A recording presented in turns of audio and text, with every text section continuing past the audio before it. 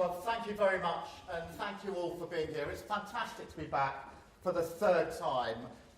Firstly, for that lecture that I delivered. Secondly, for the privilege of getting an honorary degree from this university. That was a very special moment for me. And now to be back with you here this morning with Wes Streeting.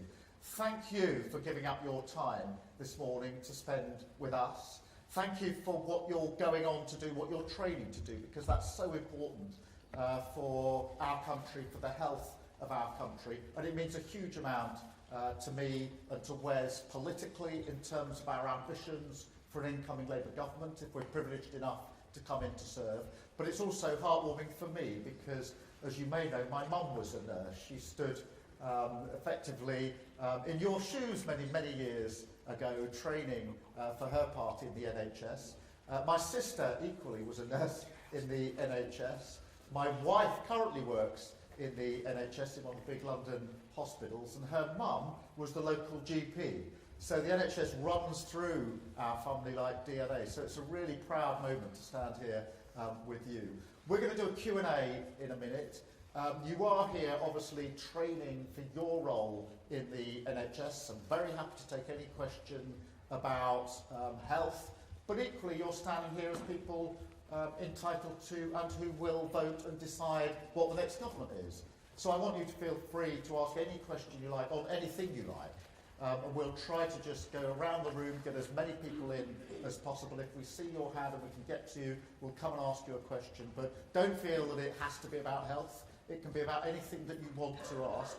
Equally, you can just tell us something you think is important, that you want us to think about. One of the things that Wes and I do is to, after events like this, to think through what people have said to us. And so take your opportunity, because there is going to be an election, obviously, 5 weeks on Thursday. I'm not going to give a great lecture about that election. That's not what you came here for. But there's a choice. It is going to be a clear choice at this election between carrying on with what we've had for the last 14 years, which, to my mind, is chaos and division and failure. And I include the NHS in that, and it breaks my heart, frankly, as the party that set up the NHS, with so many of my family members having contributed to the NHS, to leave the NHS in a worse state than when you found it, for me is unforgivable in politics, whichever political party you are. That should never, ever happen, and we will absolutely take this challenge up if we are privileged enough to come into power. But it is a choice between carrying on with more of that, 5 more years of this, or saying we've had enough of the chaos and division. As a country, we want to turn the page, and we want to start the job of rebuilding our country, which of course is centrally focused on our economy and our health as a nation, which is where, if we do come into power, we hope to be working with you on this. Now, the final thing I'll say about the sort of government that we would want to be if we are elected in, it's a government of service. I think too many politicians these days have become a bit too self-entitled, a bit too fond of the sound of their own voice, and forgotten that actually politics is about public service. It's a form of what you are going to go into, what you're training for, a public service. You're there to serve people, to serve communities, to serve the country. And that's why we want your questions and ideas. This isn't a kind offer from us because we're here. You've actually got the right to ask me and to ask Wes any question. Because if we're going to be a government of service, then it is you and other communities that we are here to serve. And therefore, this isn't a kind offer, it's actually your right. You're entitled to ask us directly on the spot anything that you want, or to tell us your view. So on that, we will try and get through just as many as we can. If our answers become too long, stick your hand up and we'll move on so that we can just get as many of you in as possible. And I'll try to keep remembering that we've got people all around us. So I think we've got one to start, and then we'll literally go to wherever the next hand is. So Ali, who is a third-year paramedic student, is breaking the ice with the first question, and then it's over to you. So Ali, your third year, is it 3 years in total? Yeah, so I'm due to qualify in the next due to qualify in the next 2 months or so. Fantastic. Yeah. But firstly, just like to thank you for being here. Normally, as students, we're overlooked. So you being present with us today is appreciated by all of us. Well, it's our privilege to be here. Within the manifesto, it states Labour manifesto states to reduce hospital wait times, but it doesn't elaborate on how it's going to be done. Can you bring some light to that, please? Yes, I can. I'll just say the sort of headlines, and then Wes is obviously doing a lot of work on this and will be responsible for dealing with the problem you all know about, which is nearly 8 million on the waiting list. This is shocking, by the way. It's never been that high. And certainly in the hospital where my wife works, it's bearing down on the staff because every day they're concerned about the fact that they, in a sense, can't get on with the day job because the backlog is so high. So we've got to do something about it. And this will be a first step, so one of the first things that we do, and not the only thing we do for the NHS, but just the first thing, which is to have 40,000 extra appointments and operations every week. So that means using operating theatres in the evenings, on the weekends, so 40,000. We'll pay for that by getting rid of the non-dom status completely. That's the special tax status for the super rich. That means they don't pay their tax in this country. I think if you live here, you should be paying your tax here, so we'll get rid of that. We also want to get in the money that isn't being paid in tax by those that are avoiding it. That 40,000 each and every week amounts to 2 million a year, so it's a big chunk out of the waiting list. We will be working with NHS staff, so we're not going to do it to the staff.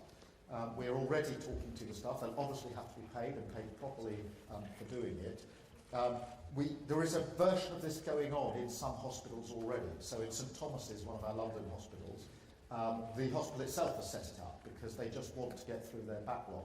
Leeds Hospital, where Wes and I went to, doing the same thing. So we're working with the NHS to get those waiting lists down. And what I would also say is this. The last Labour government said it would get waiting lists down and did it. We got the waiting list down to the lowest level and the satisfaction in the NHS to the highest level ever. The fact that satisfaction in the NHS is the lowest level ever now is shocking.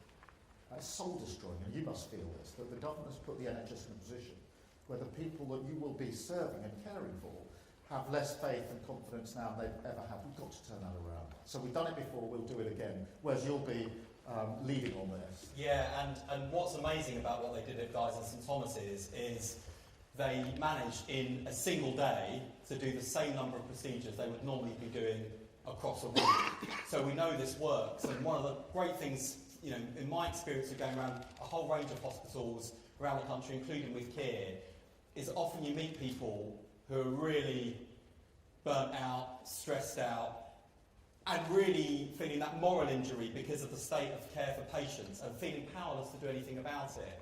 And yet what I saw at the hospital, I can literally see from my office window in Westminster, what we saw in Leeds was real professional pride, because these were services designed and led by clinicians, which is what gives us the confidence to know it can be done. And alongside doubling the number of CT and MRI scanners, and not just more scanners, but AI-enabled scanners, we can also get right into the 1.6 million people who are waiting with anxiety for diagnostic tests and scans. And that gives us the confidence to be able to say to you and to the country that by the end of the first term of a Labour government, we can restore NHS waiting time standards to 18 weeks, so no one is having to wait to the extent they are today. So if you explain that, say, Thomas Hospital has done their week in one, they're working week in one day, don't you think that would lead to that burnout and overworking of staff? Yeah, so the crucial thing is that no one is going to be forced to do these shifts, because we recognise the pressure on people's workloads. And also, I think one of the things the NHS needs to improve on as an employer is recognise what's going on with people outside work as well, particularly in terms of caring responsibilities, flexible working. So we're going to do a whole load of stuff in that area as well. But what I've been bowled over by is that people have come forward to do these shifts, not just because they appreciate the extra overtime pay, which they will get and are getting, but also because they can see the results for their patients. And this isn't locums, these aren't agency workers, these are core staff who are opting to do it. So if people are able to do it and want to do it, we'll deliver it. And to be able to work in an improving NHS, I think will do so much for staff morale and retention. So the teams in St Thomas in Leeds, we met the team there, they were organising themselves. So they'd done it, and they'd volunteered to come and do the extra time because they could see the effect it was having on their patients, and that was driving them. So what we'll do is we'll take the hospitals that are doing it and use those teams from there, sort of almost crack teams, to go around to other areas. So this is how we did it. So this is the sort of most effective way of doing it. But thank you for that. Where should we go next for a question? Yes. I've got a question. With Student. I'm a mum of 4, but I've only got 2 living with me. And it's clear universal credit does not work with the student loan at all. I'm struggling, barely making ends meet, can't work because I'm out on placement. What would your team or the Labour Party do to actually help that? Because there isn't any actual help there at the moment. Yeah, I think one of the problems is that universal credit, when it was rolled out, wasn't rolled out in a particularly good way, and therefore there's been lots of problems along the way in terms of how it works, but also how it interacts with other benefits and support. We may need to make sure the thing is joined up so that one doesn't sort of work against the other. So we will be looking at universal credit to try and make it work better for you. What do you think would make the most difference from your own point of view? Obviously, you've got 2 children at home with you. Yeah, me personally, when I first started doing it years ago, it was bursaried. There was no student loans, so it didn't affect anything. In fact, student nurses were a lot better off when it was bursaried. Now we're getting into debt to do a job for the country. Yeah, I feel so strongly about this. It's one of the first debates I led in Parliament as a brand new MP in 2015 when we were first elected. And my frustration about things like scrapping the NHS bursary is it's so much easier to scrap things than it is to replace them. And I want to do more for people like you, and particularly those nursing, midwifery, allied health professionals, especially where we're recruiting people in as mature students later in life. I think that's really important. On that, I'm just after you to bear with us, because one of the things we're working so hard to do, as well as to make sure we can rebuild our country, is to rebuild trust in politics and politicians. So we're not making any promises at this election unless we can be 100% sure that the promises we make are promises we can keep and the country can afford. We will, of course, try and over-deliver, but I'd rather under-promise than over-deliver than do the opposite and make promises now and then come back in 4 or 5 years' time and sound really sorry. Can you just give your example just to my team, so we've got particular details of yours? I'll come to this side, now I'll come to that side. Yes? So you mentioned burnout earlier. So for paramedics now, it's heading towards 3 years, which is what our training is. So I just wondered how you plan on retaining health professionals in the NHS, and what kind of things you have in process for keeping us working in the NHS.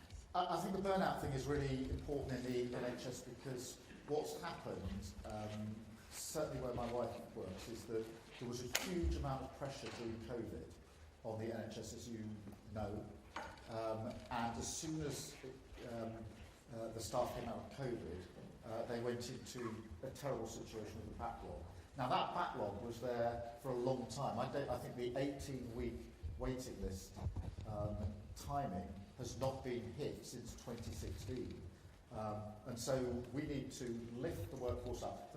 There are things you can do straight away, like respect and dignity of the workforce. I don't know what you feel, but if I were you and certainly working in the NHS, and I had the Prime Minister simply blaming the NHS for the problems, rather than taking responsibility as a Prime Minister, it would go a long way, because you can't sort of clap our carers and our key workers during the pandemic and then turn around when you're challenged as the Prime Minister does and says, it's not my fault, it's the NHS staff. That is really disrespectful. So that needs to be in place.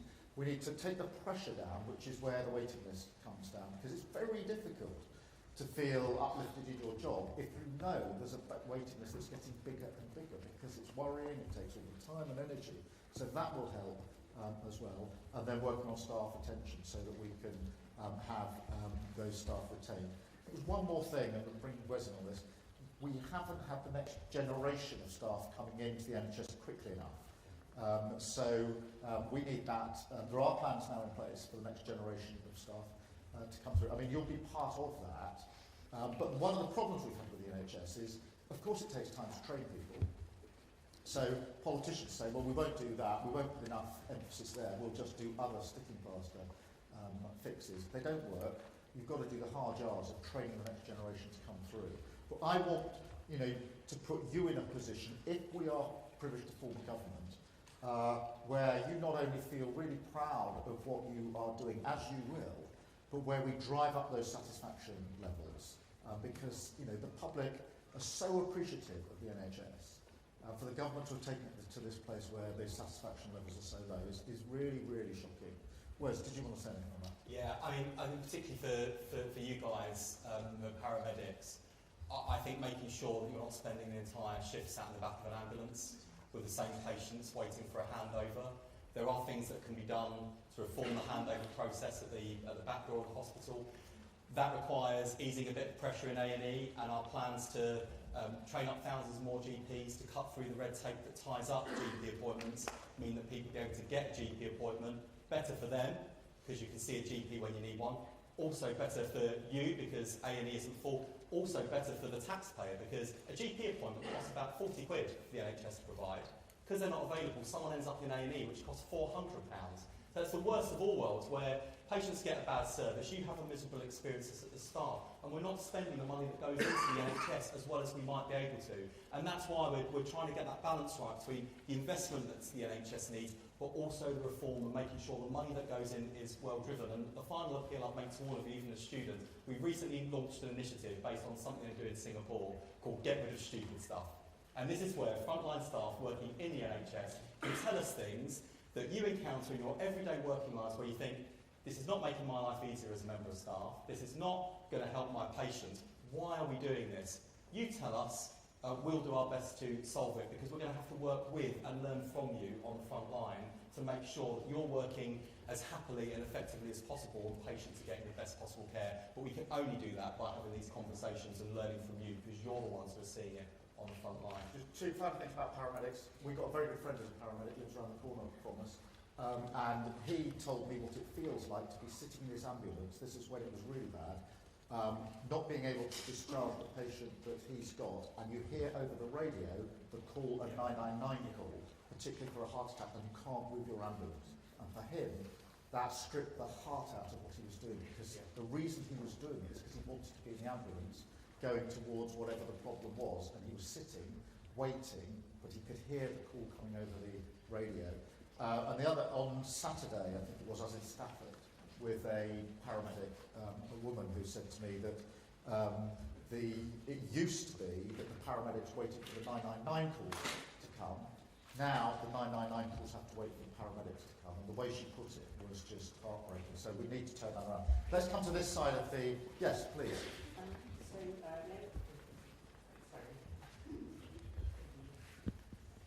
Labour have committed to implementing the cash report, which has been widely criticised by multiple LGBT plus organisations in full. Why should the LGBT plus community vote for Labour?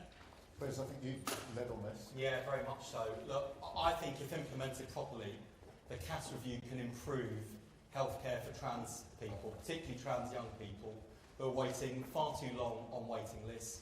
When they are presenting for care, they're not receiving the holistic care that they need. And as a result, we're seeing people, especially when you look at the numbers of mental ill health, self-harm, attempted suicide. I think effective treatment in this area can be the difference between not just being life-changing, but life-saving. And I understand why there's a lot of fear in the LGBT community, particularly the trans community, because the backdrop against which the CAS report landed of a really quite toxic and ugly political conversation that has made trans people feel unsafe and not included and disrespected. And it's our job to fix both of those things, the toxic political culture, but also to make sure that young people in particular get access to high quality, well-evidenced care and holistic care, and that when they reach the end of the childhood and adolescent service, that they're not just pushed off a cliff into an adult service where they feel that suddenly all that support has then disappeared. If we get this right, and if we implement the CAS review in the way that Hilary Cass has intended, I think this could be transformational actually for trans people. But I do understand why there's a lot of fear and anxiety, and it's our job to fix both of those issues, and I hope we're given the chance to do that. I think there's a wider piece here which is really important, which is, in my very strong view, over the last 10 years or more, politics have become much too divided and toxic. And you've had a government that's trying to find the differences and to divide people, instead of a government that actually tries to bring people together and to respect across differences. I think that's a really important change that we have to bring about, because the politics of division, where you're simply saying, instead of saying, what do Wes and I share, saying, where are we different? If you do that across the population, then you strip away something that's really important about community and about being the country that we are. Let's come to this side, yes, then. Do you want to get the microphone, because we've got a camera running and you can't be heard. Thanks for the opportunity.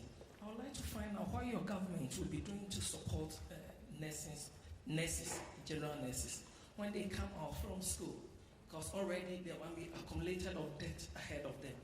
And in so doing, I also like to find out what your government also will be doing to support nurses traveling abroad to seek greener pastures, because they are not enjoying the services in this country. Thank you. Well, we need to support our nurses, and that's obviously what we're talking about here this morning. Thank them for what they're doing. Make sure the environment is one in which people can want to stay here in our NHS and work in our NHS and are properly supported and feel properly valued. So that's what we want to do. It goes back to the question of retention, I think, of staff, because the burnout and the number of people leaving is a very big problem for us. So that is essential to what we need to do. Where's on nurses? Yeah, I agree, and I'm worried about not just the retention challenge, and obviously we've seen national strikes in the NHS for the first time in history, but for me, the even bigger risk isn't that people walk out on another day of strike action, but they walk out of the NHS altogether, and we can't afford to lose you. So we will work constructively with you, the workforce, to do as much as we can, as fast as we can, on the things that really matter to you in terms of your working pay and conditions. It is going to take time, and I'm asking people to judge us on our record as well. You know, when we were last in government, we came in 1997. Actually, the pledges were really small. We promised to cut NHS waiting lists by just 100,000 by sacking some NHS managers. So before managers have a mild heart attack, that's not the pledge this time around. In fact, we've gone even further in terms of what we're pledging to do. But we were asked about this question of pay. Well, can you do pay restoration? We said, as we're saying today, we're not going to make promises unless we're 100% sure we can keep them. But you know, that's the last Labour government did deliver full pay restoration. We did get waiting lists down to the lowest ever, and we got patient satisfaction to the highest ever level. So we got a strong record. And it gets this backdrop of cynicism about politics and politicians. Can it make a difference? Can it be a force for change? Give change a chance on the 4th of July, and turn to the party that founded the NHS, that has the best record on the NHS, because we, the people in this room, and I'm really looking at you now, not just the politicians here, we could be part of the generation that might be able to look back on our time, either working for the NHS or serving in government, and be able to say that we were the generation that took the NHS from the worst crisis in its history to getting it back on its feet and making it fit for the future, being genuinely proud. I know that's a far cry from where we are today, but I genuinely think we can do it with your support and with our collective efforts working together. I think it's so important in terms of retention and morale. We want you to join a workforce which, as Wes says, in 5 years' time, all of us, but you in particular, can proudly look back and say, we're the generation of incoming staff at a time when the NHS is back on the rise, is back able to cope, where people are feeling much better about the NHS. That'll be a feeling of incredible pride for you, and it's for us to create the conditions in which that could happen. Just before I leave, is there anything on your mind that I can be thinking about on my way home? I think possibly if the student, because by the time they come out of school, it's already in debt. So if a student decides to work with the NHS for, let's say, about 5 years, then all the debt have to be. Okay, so it's the debt issue. Right, brilliant, thank you. Let's go to this side. These are difficult to do. Let's go here. Thank you. So for me, my understanding is the government always roll out funds towards health service innovations, but then these things are being debated in the parliament from a political perspective. So my question is, how is your party intending to involve students and healthcare professionals in those debates so that when you are rolling out funds, they are specifically for things that we really need towards patient safety and our safety as well? And that's such a good question, and let me deal with it in two parts. Firstly, we do want to roll out more technology. Radiologists working with AI can pick up cancer so much more quickly and more accurately than working on their own. So there's huge benefits to it. And our ambition is not simply to get the NHS back on its feet, which it is, but it's also to make sure that the NHS is fit for the future. We very proudly look back on the last 70 plus years from when Labour founded the NHS. Every year we have a sort of celebration of another year of the NHS. That is good, but our job is to do effectively the same as was done after the Second World War, which is to make sure the NHS is fit for the next 70 years, not just celebrate the last 70 years. On your point though, which is really good, when I used to run the Crown Prosecution Service, and I had 7,000 staff, so less than obviously the NHS staff, and they were in about 100 offices across England and Wales. And what I used to do was I went to every office and I would have the first session of the day would be with junior staff, and I'd say to them, without any managers there, what's the biggest headache? What's the thing that's going wrong that I need to know about? Because you can read a paper sitting in headquarters about this. I mean, in our case, it was all about files and digital files and the use of digital technology in criminal justice. So what's actually going wrong on the ground? You tell me what your headache is, and then the next question after that is, what's your workaround? Because the staff on the ground knew the best way to deal with the problem, because they were dealing with it every day. And some of the best ideas we had came actually from the staff saying to me, look, here, this idea in relation to digital files is all very well, but it gets stuck in this bit of the system. And what we've done to do it is to do this with the file, and it was fantastic. We need to do the same with you and others, which is, yes, we want to use technology, yes, we want to drive this forward, but we need to talk to people on the front line about what works best, what makes a real difference, because your everyday experience, and everybody works in the NHS, is actually the most important evidence of what is possible. That's such a good question. Thank you so much. Let's go to this side. I've got one at the back, and I know you've been waiting ages, so I will come. Just, if you don't mind coming forward just a little bit so we can get the sound as well. So, housing policies in this country is quite severe at the moment, especially within the homeless population. I was just wondering on what you would be currently willing to do to support homeless people back into supportable housing, removing poverty, that kind of thing, because the statistics are rising at the moment. The homelessness issue at the moment is terrible, and it's got a lot worse, and we have to tackle it. Where we've got Labour mayors in place, we're beginning to do that. So Andy Burnham is obviously the mayor in Greater Manchester, and he said, I'm going to make this a priority to provide the support that people need. And quite often that isn't just a roof overhead, but it is a roof overhead. It's also the other support that goes with it, particularly on things like mental health. And we've got a big pledge to increase mental health in the community. But I think, again, it's one of those things under the last Labour government, we were able to bring homelessness right down. It is shocking that it's back worse than it was. And just human things.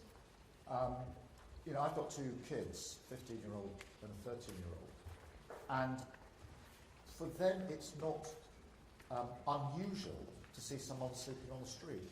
The fact that they've grown up thinking that this is part of how Britain is a really terrible place for us to have got to, because they've not known a time when that wasn't the case. So we have to do it. I think we'll build on what has been done by Andy Burnham and other people, because where something works, we should do more of it. I'm going to go straight on because you've been waiting, I think, all the way through, and I'm not meaning to ignore you. Okay.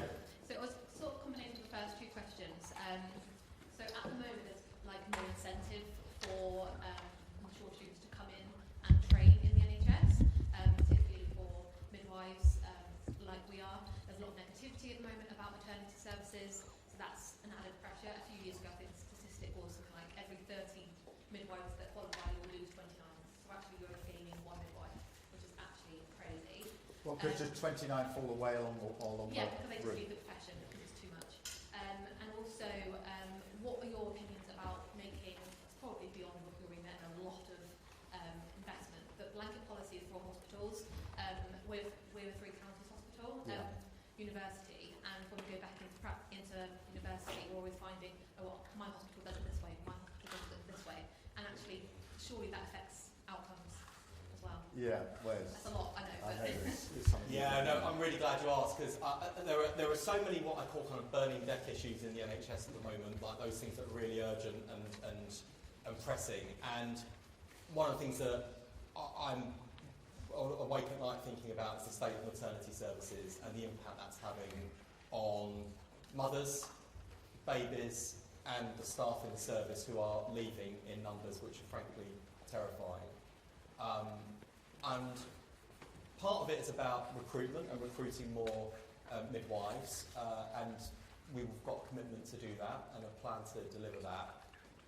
But then there's, to your point, about patient safety and the way in which services are designed and the extent to which you're listened to as staff.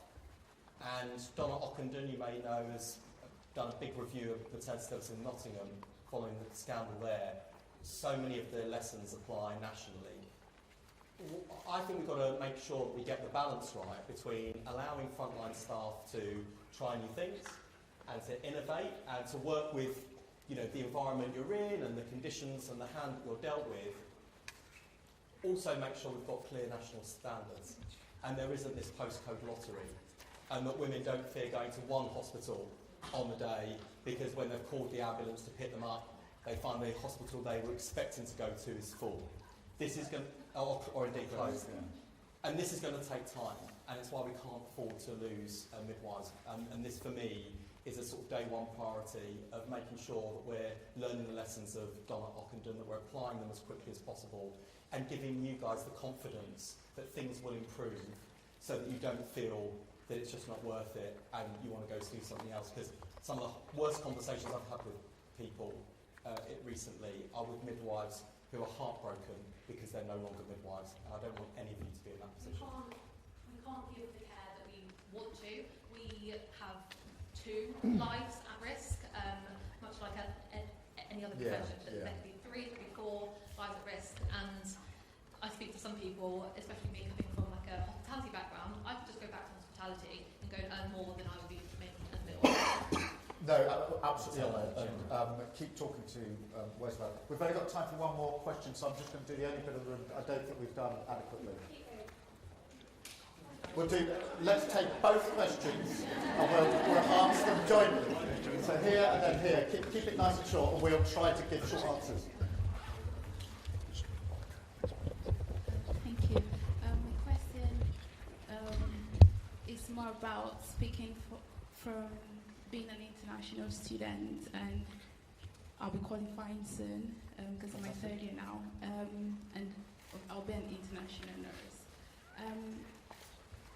I just want to ask, is there any, because coming in as an international student, I know like the home students, they have the universal credits which they get the NHS bursary.